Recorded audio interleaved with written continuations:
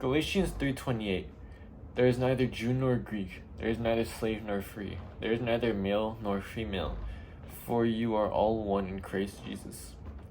That verse reminds us that unity isn't about where we came from or what we've been through, it's about what we stand for. In One Piece, the bond between Luffy, Ace, and Sabo reflects that perfectly. Three brothers, different paths, one heart.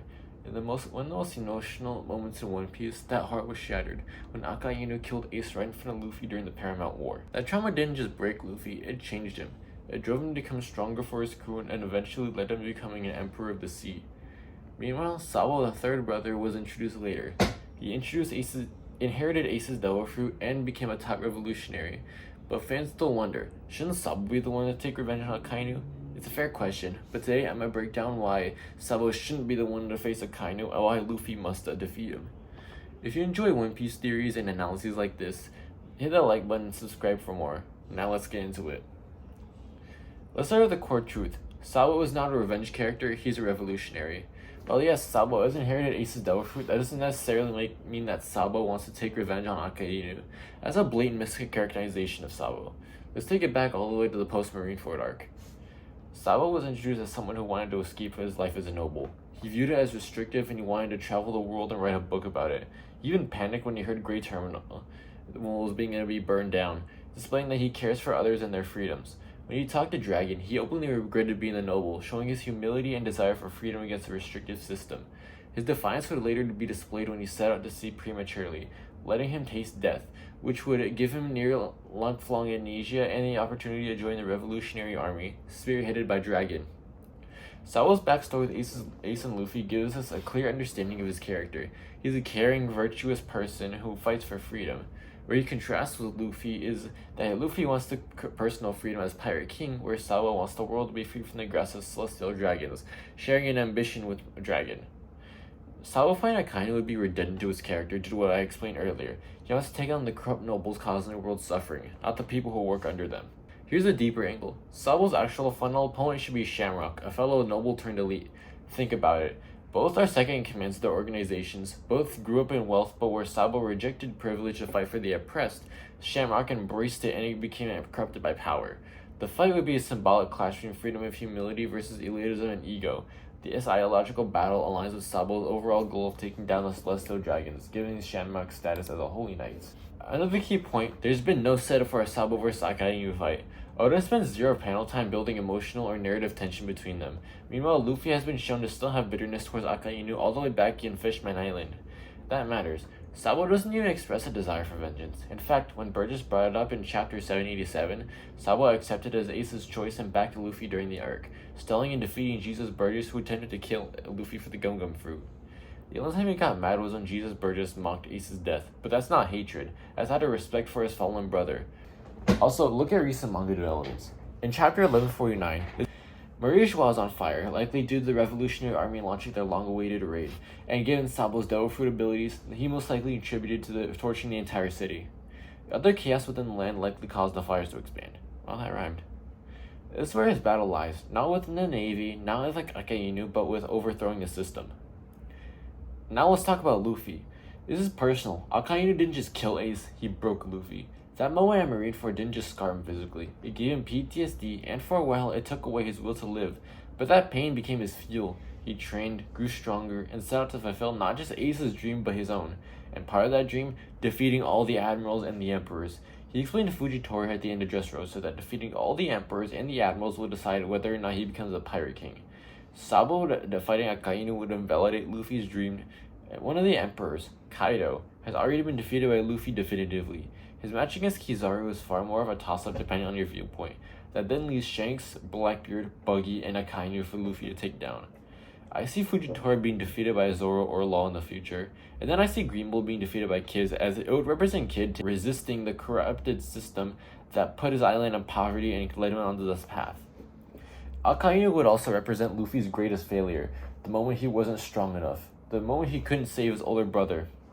As previously mentioned, it shattered Luffy's will, which shows he was able to recover thanks to Jinbei having a heart-to-heart with him, which caused him to realize his crew will always be there for him, even if he lost his family. Defeating Akainu isn't just revenge, it's closure. It's a symbol that Luffy has finally overcome that past that haunts him despite recovering his will and moving on from Ace's death to grow stronger. And here's where things get deep. This fight isn't just about power, it's about a battle of ideals. Akainu stands for absolute justice, ruthless, oppressive, and emotionless. His first instance was destroying a passenger ship during the Ohara incident, claiming that if we're gonna do it, then we do it thoroughly. Adding that if any Ohara citizens escape, the mission would be a waste, and adding that evil needs to be rooted out. This quote masterfully displays Akainu's conviction to justice, requiring that all evil should be destroyed, even goes so far as to killing innocent Oharan civilians and even other Marine soldiers in Marineford. This also contrasts with Luffy, who represents something that I call absolute freedom. In chapter 507, Rayleigh asks Luffy if he wants to join the sea, if he wants to control the sea, to which Luffy responds, "I don't want to control it. The Pirate King is just the freest man on the sea." Luffy's drive to freedom led him to freeing Wano after he saw the suffering of Wanoese citizens, besides only going on the excursion initially to take down Kaido alongside Law and Momonosuke. When these two clash, it's the final ideological war that One Piece has been building towards its Marineford.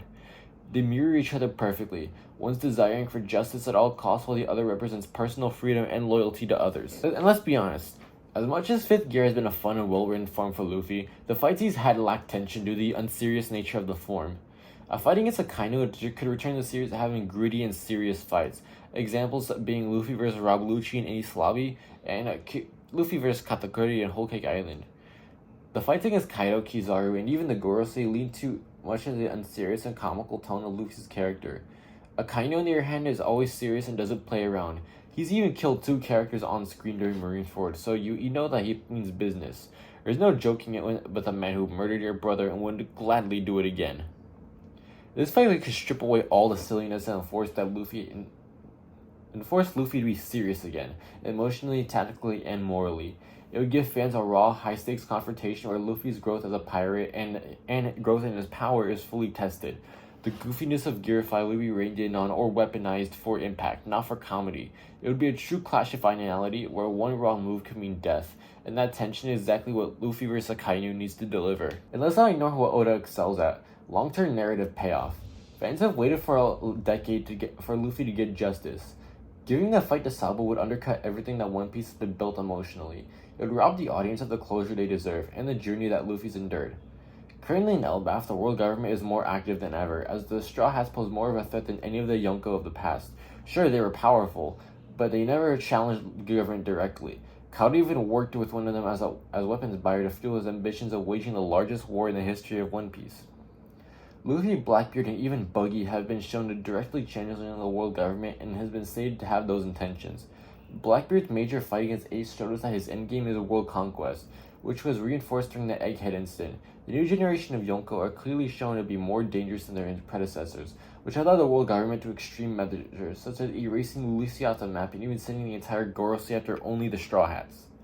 I personally think Munko, or Imu possessed Gunko, is holding a fraction of Imu's power, which Luffy or Loki can likely overcome with their own power. Sending Akainu would be another extreme measure, as he's the most powerful asset the Marines hold.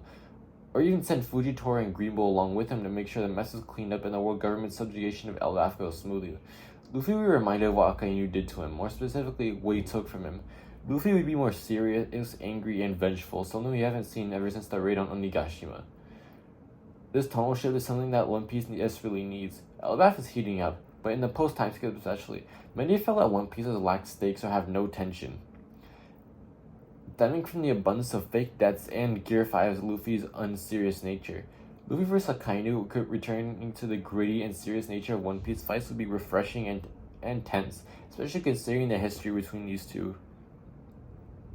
Galatians 3:28 reminds us that we're all equal in value and purpose, but equality doesn't mean interchangeability. Sabo and Luffy are brothers, equal in spirit, but their roles are different. Sabo fights to change the world, while Luffy fights to protect the people he loves. That's why when the final showdown with Akainu comes, it has to be Luffy. What do y'all think? Does Luffy have to fight Akainu, or could Sabo still play that role in a satisfying way? Let me know in the comments. Don't forget to like the video, subscribe for more One Piece content, and ring the bell so you never miss an upload. Until next time, stay strong, stay free, and as always, God bless.